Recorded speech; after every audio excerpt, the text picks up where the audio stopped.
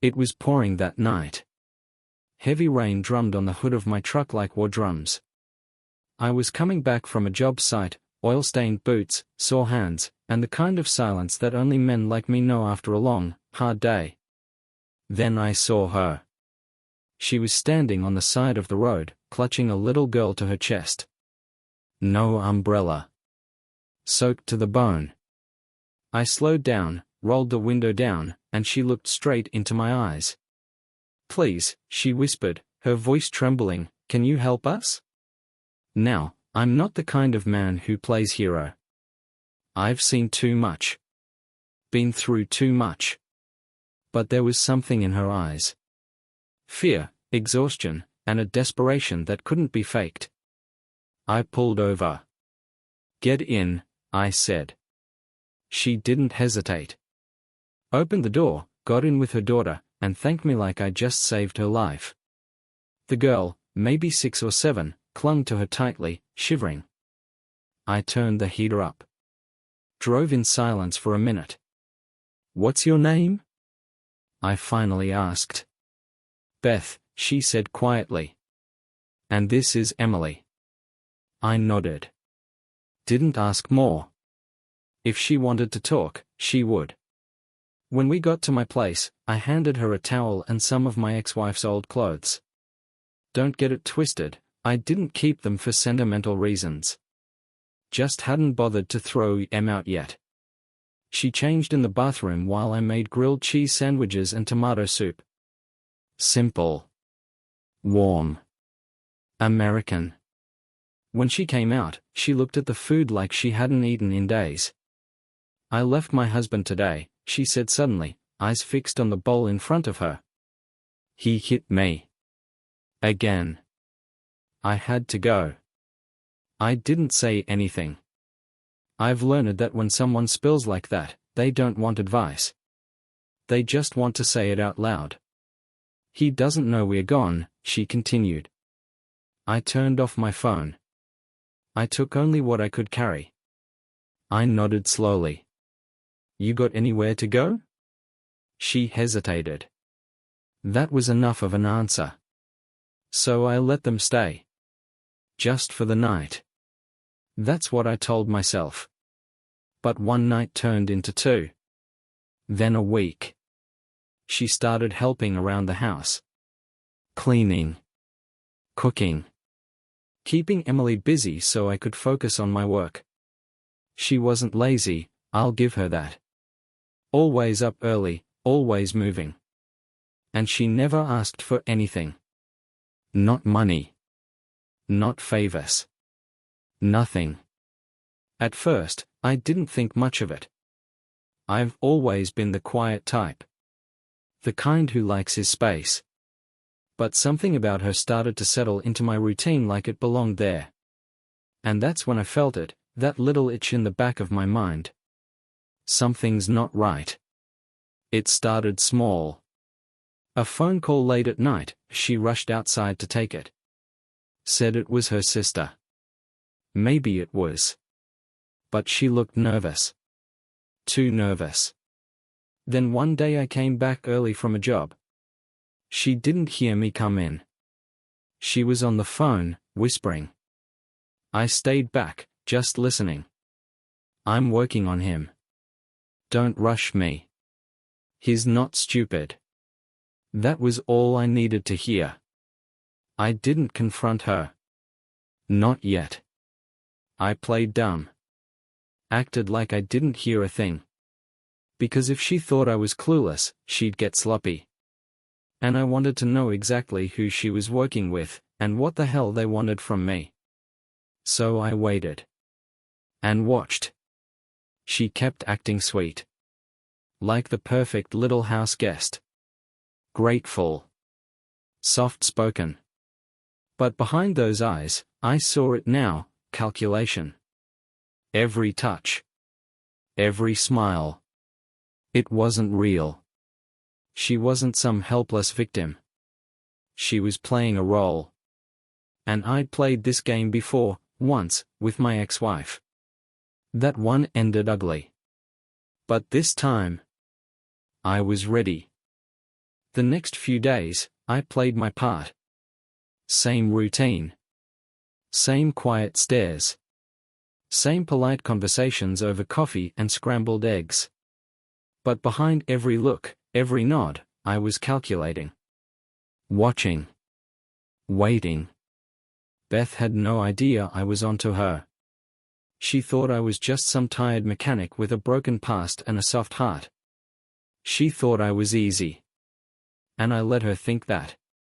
Because people like her? They get cocky when they think they've already won. The phone calls kept coming. Always outside. Always low whispers. One night, I stepped out without a sound. Caught the tail end of a sentence. He trusts me now. That was all I needed. After that, I started digging. I called in a favor from an old buddy who owed me from back when we used to run security jobs together. Ex-military. Good with data. Can you look up someone for me? I asked. Sure, he said. Name? Bethany Moore. Claims to have a husband. Says she left him. Got it. Give me an hour. While he worked, I watched her closer. She'd gotten comfortable. Too comfortable. Wearing my ex's robe like she owned it. Making long grocery lists with stuff I never bought. Asking little questions about my money, my clients, even my security cameras. All sweet smiles and soft hands, like she wasn't fishing. But I saw the line. And I saw the hook. An hour later, my buddy called back. You not gonna like this, he said. Try me. She's not married. Never was. No legal husband, no domestic abuse reports, nothing. What about the kid? Born to her, yeah. No listed father. And the name she gave me? Real. But that's not the problem. What is? She's pulled this stunt before. He sent me the files. 3 states. 3 different men. Same story. Shows up broke. Claims abuse. Plays helpless. Moves in. Next thing you know? Accounts drained.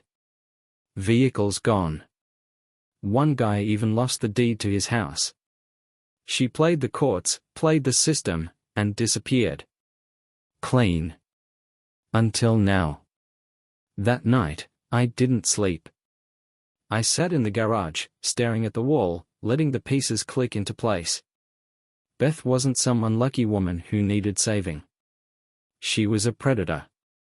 A patient one. And she'd picked me because I looked broken. But here's the thing about men like me. We might look quiet. We might look tired. But we never forget how to fight. The next morning, I made pancakes for Emily. Poured her orange juice. Watched her smile like nothing was wrong. I didn't blame the kid. She didn't ask for this. But Beth? She was humming in the kitchen like she owned the place. I leaned back in my chair. You sleep okay? I asked. Yeah, she said, not even looking up. Good. We've got a long day. Doing what? I smiled. You'll see. We drove to town. I said I needed to stop by the bank. She didn't ask questions. While I was inside, I made sure my name was the only one on every account. Froze my credit. Changed my passwords. I also set up a new security system back at the house. Hidden cams. Motion alerts. Audio. Every room except the kids.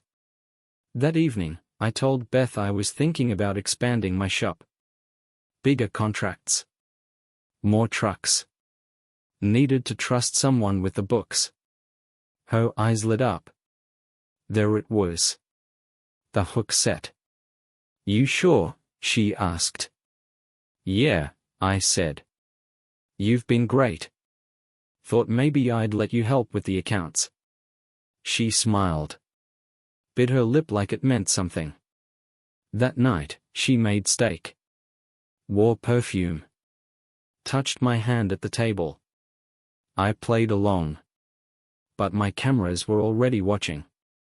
Next morning, while she took Emily to school, I checked the footage. Beth had gone into my office. Twice. First to look. Then to take pictures of my files. She was digging.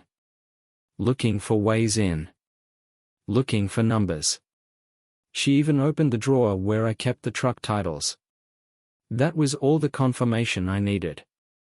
This wasn't some petty scam. She was going for the whole thing. My house.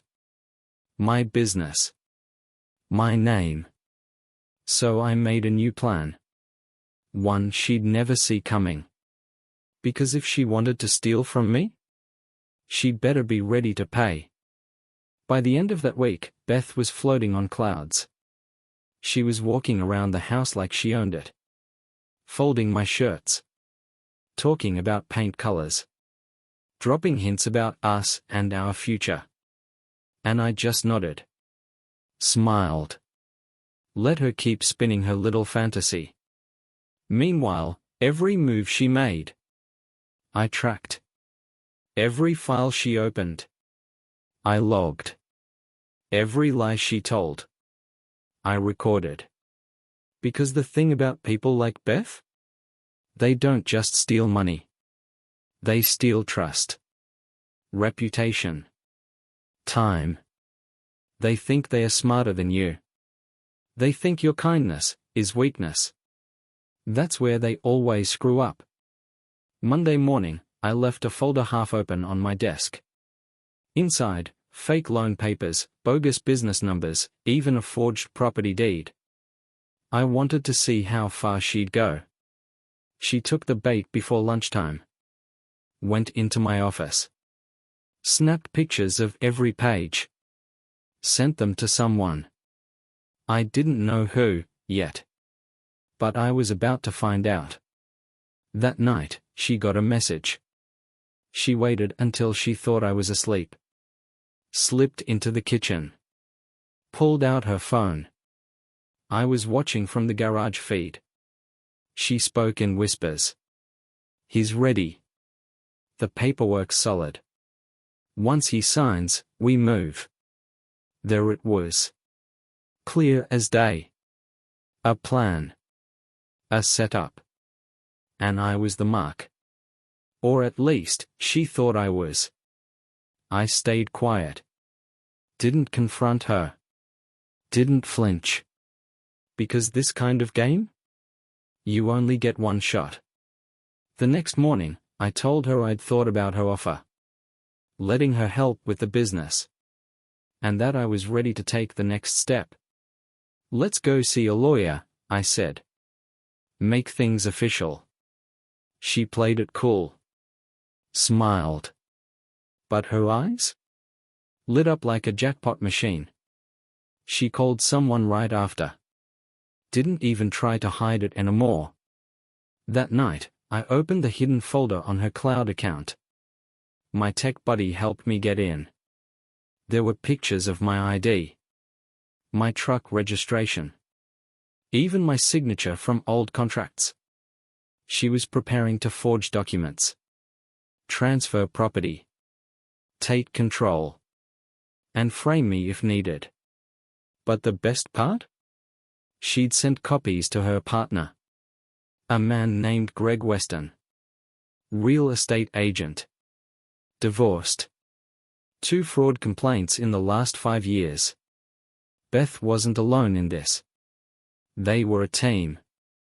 He stayed behind the curtain. She played the victim. Together? They stripped men down to nothing. But this time? They picked the wrong man. I spent the next 48 hours preparing.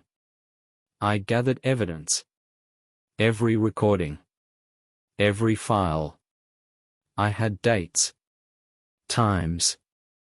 Voices. Faces. Then I called an old client of mine. Criminal defense attorney. Owes me big time. Told him everything. He laughed. This is gonna be fun. Then I went to the police. Sat down with a detective I knew from back in the day. Former military, like me. No games. I handed over everything. He took one look at the files and said, "We'll let her finish the job. Then we'll catch them both red-handed." Perfect. Game on. I came home that night like nothing happened. Beth had wine ready. Candles lit. She was wearing a dress I hadn't seen before. Short. Tight. Red. She poured me a glass. Sat close. Touched my arm. "You really trust me?" she asked, her voice soft. I looked at her. Held the silence for just long enough. Then said, "Yeah. I do." She kissed me. Long, slow. Confident. She thought she'd won. But in that moment, all I felt was disgust. She went to bed early. Satisfied. Dreaming of the moment she'd finally take it all. She had no idea. I was already 2 steps ahead. And the next time she smiled? Would be her last. The day of the signing came fast. Beth was glowing. Full makeup. Fresh nails. A new blouse she thought made her look professional. She handed me coffee that morning with both hands. Eyes soft. Voice sweet. "I'm so proud of you," she whispered.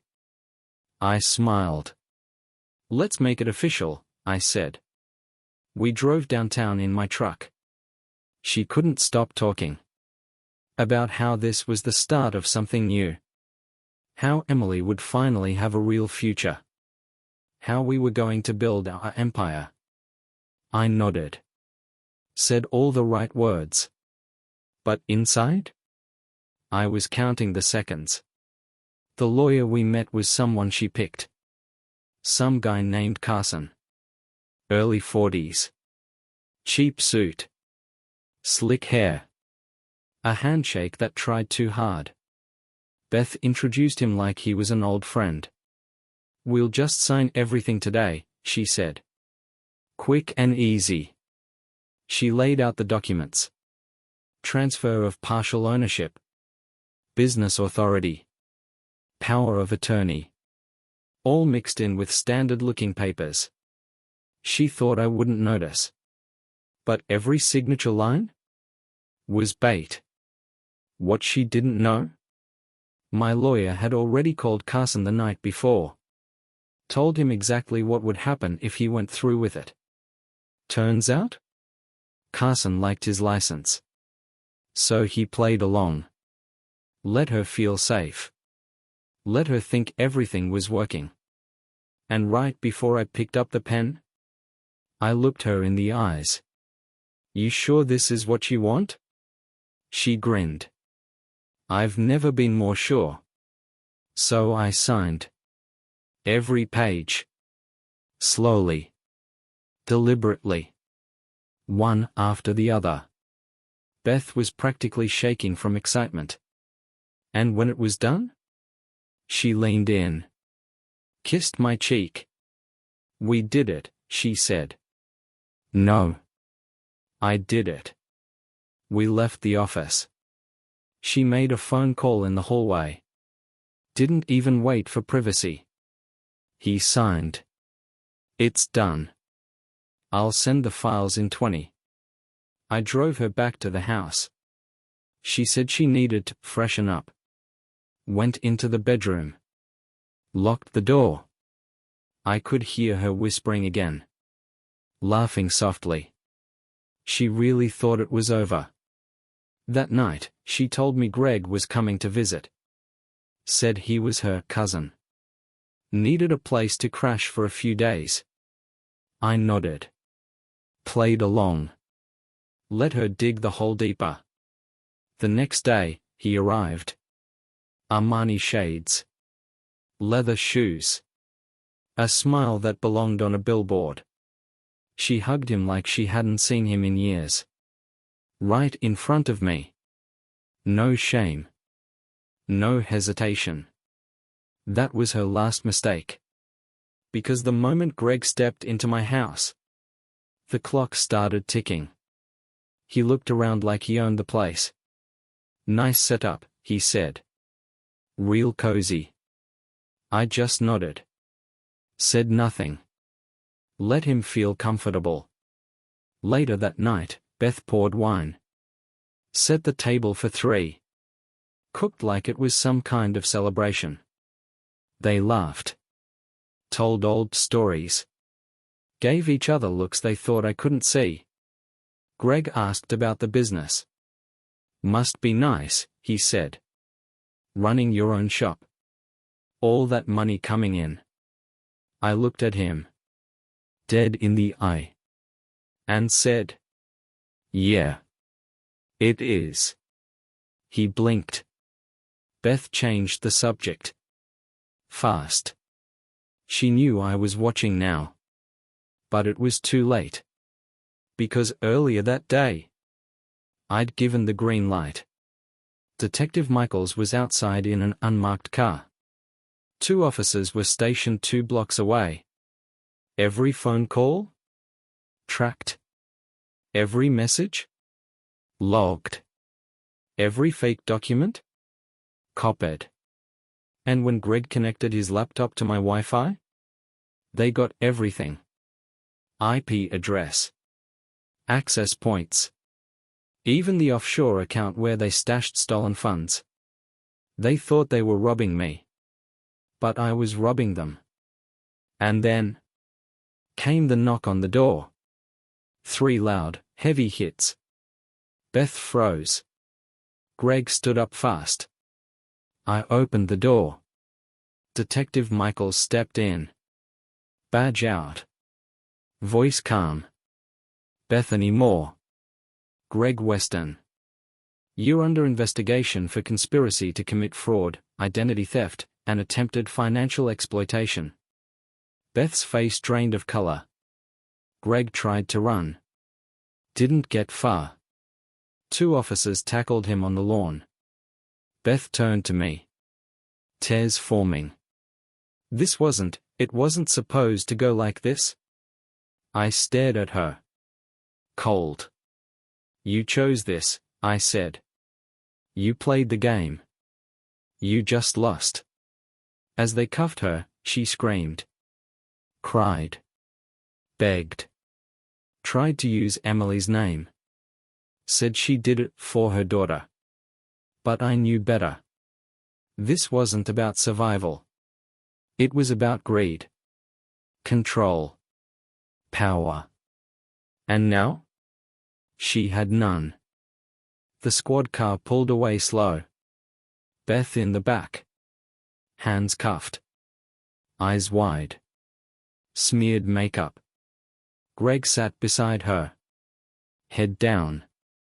Silent. They didn't say a word to each other. Not one. Because the truth had landed. And it hit them both like a freight train. They lost. Everything. I stood on the porch. Watched the taillights fade into the distance. Rain started falling again. Fitting, I thought. Storm in. Storm out. Just like she came. I went back inside. The house felt different now. Quieter. Cleaner. Real. For the first time in weeks, I could breathe. I walked into the kitchen. Poured myself a cup of black coffee. No cream. No sugar.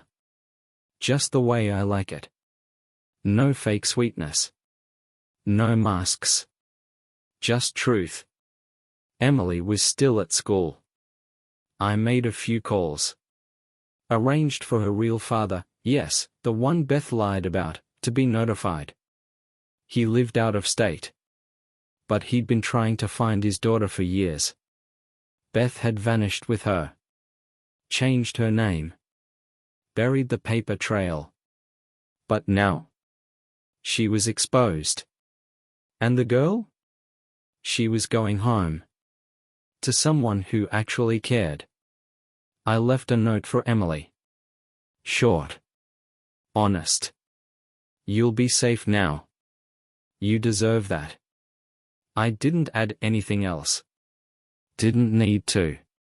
Because this wasn't about me anymore. It never really was. Later that week, I got a call from Detective Michaels. They had everything. Text messages. Bank records. Forged documents. They were going away for a long time. Greg already flipped. Gave up everything to save his own skin. Beth? Still trying to play the victim. But the evidence? Was airtight. And me? I walked away clean. No charges. No debt. No damage. Just clarity. The kind you only get when you've been through fire. I sold the house. Didn't need it anymore. Too many ghosts in the walls. Took the money. Packed up. Moved west. Small town. Big sky. Quiet nights. Real people. Got myself a new shop. Simple tools. Honest work. No drama. No games. Just peace. And one night, sitting on the back porch, cold beer in hand, I thought back. To that rainy night. To the woman on the side of the road. To the little girl clutching her arm. To the soft voice. The trembling hands. And I realized something. Beth didn't just underestimate me. She underestimated every man who's ever been burned. And came back stronger. More focused. Colder. I'm not broken. I'm not bitter. But I remember. Every lie. Every whisper. Every fake tear. And I carried those memories like armor. Heavy. Unforgiving. Permanent. Because people like Beth? They don't just take your trust. They take your time. Your confidence. Your edge. Unless you take it back. And I did. So if she's sitting in a cold cell right now, staring at a wall, wondering how it all fell apart, let me remind her. You played a role. I played the game. And you lost.